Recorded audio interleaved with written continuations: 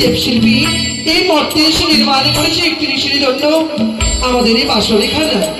জানো গো, বলো বিহুলা, আমি যদি একটি বাগানে দর্শন করতাম তাহলে আমি সুন্দর সুন্দর উপহার দিতাম। কি দিতে এমন গো? জানো, বলো। আর বিশ্বকর্মা বানাইল বাসর ঘর পুরা, তারে দেখে দেখে দেখে বিশ্বকর্মা বানাইল বাসর ঘর পুরা, তারে দেখে দেখে বিশ্বকর্মা বানাইল বাসর ঘর পুরা, কি দিতে? তারে যদি দেখে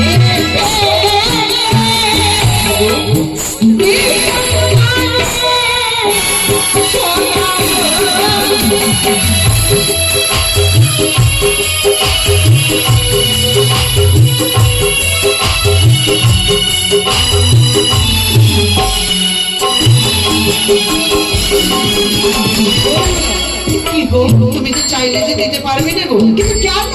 কেননা তারা রয়েছে স্বর্গে। এই মর্তে আসতে গেলে তো অনেকের সময়ের প্রয়োজন, আর এই বাসরে আমরা একটি ঋষির জন্যই তো থাকবো। তবে কি আমার আশা পূর্ণ হবে না গো? হবে বেরোবে। ঋষি প্রভাত হলে পিতাকে বলি ওই দেবশিল্পীকে আমি স্বয়ং ডেকে দেবো, তখন তাকে তুমি উপহার দান করে দেবে। বেশ, তাই যেন এখন হয়। চলো আমরা তার জন্য প্রণাম জানাবো। চলো গো।